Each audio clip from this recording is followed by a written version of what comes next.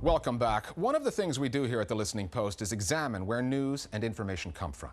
What media organizations filter the news before it gets to you? And what impact do they have on what news you read and see? It might come as a surprise, but the biggest news filter out there now is probably Google. In the 10 years since its creation, Google has grown from an internet startup headquartered in a garage in California to a multi-billion-dollar powerhouse that's bigger than IBM. And it's much, much more than a mere search engine. The Listening Post's Meenakshi Ravi now on Google and the impact it's having on journalism and the information you see on the internet as the company enters its second decade. Hi, I work at Google. With Gmail, you'll never see pop-ups or untargeted banner ads. With the power of the 3D world in your browser. Google is an internet pioneer, a media giant. We fight the good fight, day in and day out.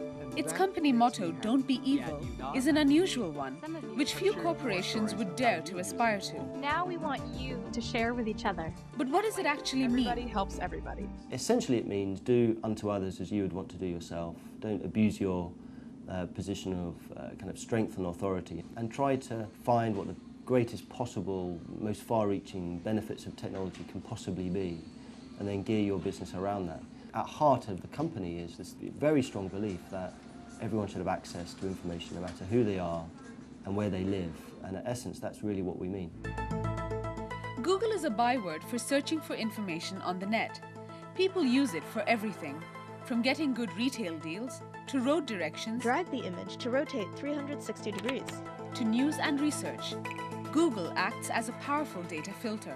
There's no doubt that Google has absolutely revolutionised the way that news is collected and disseminated, and has grown into probably, one of the main ways in which people will consume news on a daily basis. It becomes the prism through which people view the world, if you like. So this gives Google both huge power and also huge responsibility. Google has changed the way we read the news, but has also dramatically changed the way newsrooms produce news. And this is something that I think news organizations are only just now waking up to. Non-news media companies for a long time are much more adept at search engine optimization. And newspapers are just waking up to the fact that it's not an IT issue, it's an editorial issue, that they have to write things slightly differently. I think that's kind of alarming for newsrooms, and I think they're slowly understanding that if they don't change the actual way that they write, then they won't show up very high in the search rankings. And if you're not on the first page of Google, as we all know, you don't exist. Google had the humble beginnings of a typical internet startup. The company's name was registered in 1996 by Larry Page and Sergey Brin, two Stanford University students in California, the heart of Silicon Valley. In 10 years, Google has grown from a postgraduate university project to a multi-billion-dollar media firm, which bought the online video site YouTube for $1.65 billion in 2006. There have been numerous other acquisitions and partnerships along the way. But has Google been able to live up to its motto and be big, corporate, and not evil? It's very difficult to have a monopoly on the internet. Google is really built on trust. And the reason why our users trust us is because we provide a free, efficient, effective service that respects their privacy, respects their safety online. But that trust is absolutely at the core of what we do. And at the end of the day, we're accountable to our users. So no one at Google is reading your email. Actually, a lot of its value and a lot of its power lies in maintaining that kind of slightly benevolent image to its user base and the idea that they're part of it rather than it dominating them. But Google stands accused of not living up to its own ideal. The company was widely criticized for bowing to pressure from Chinese authorities. Certain sensitive terms, such as human rights and democracy, have been disabled by Google on their search engine in China. If you search Tiananmen Square on Google.com, you get pictures of the 1989 protests. If you do the same search on Google.cn, you get this. Yes, Google caved, absolutely. I think you can also say on balance that providing more information to the Chinese is probably a good thing. Google is not a company that operates outside the law. We're like any other company. But that also meant some compromises. It meant sticking to the Chinese law of censoring certain information. But we had to do that to operate there. And it was a very tough decision for us to take. And the pressure is not just from China. Google has been questioned over its handling of the vast amounts of personal user information it has access to. In 2006, the US Justice Department ordered the company to share personal user details with the government. Google refused. It complained that the order was unnecessary, potentially jeopardized its trade secrets, and it cited the privacy of its users. Google took the US government to court, and it won. The more information you give of yourself online, the more of your creative endeavours that you post online, and the more that companies make a buck off the back of that, if you like. The hard and fast rules are probably not going to hold, and we've already seen that in the music industry, we're starting to see that in the broadcasting industry, and we're starting to see it in journalism as well. Powering each Google search that you do is a set of algorithms, software codes designed by Google's engineers to rank search results. Where a web page features in the search results depends on these algorithms, and this means that the search engine has discretion over the information you see. The search engine has power. It's this role as an information filter that prompts the question, who is watching Google? Google is watching the Google. Google knows its algorithms. We don't know its algorithms. There's no independent algorithm control board.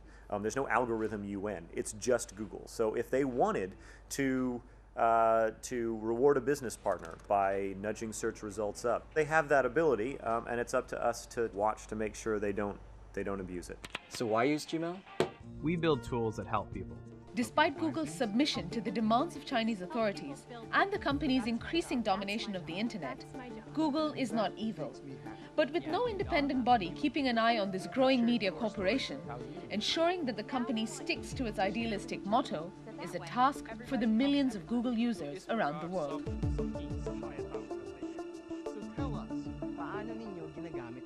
More Global Village Voices now on the Google phenomenon.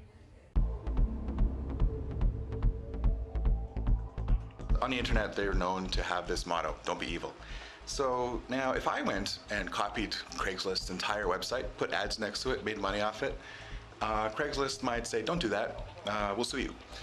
But Google does this. Did you notice that? They actually have a copy of the entire internet, and it's called Google Cache. You can check that out on the Google homepage. And is that evil?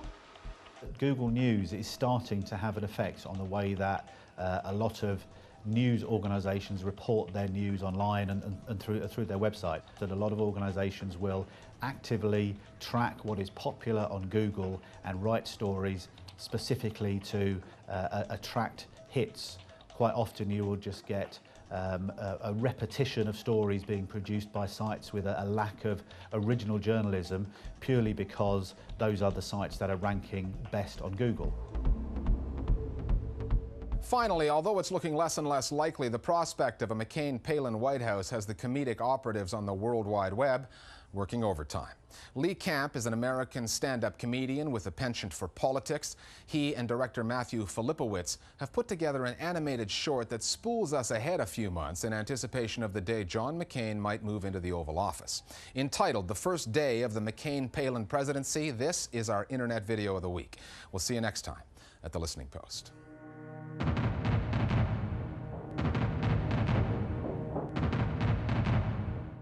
Mr. President, Treasury Secretary on line 4. What? Oh, yeah, line 4, line 4.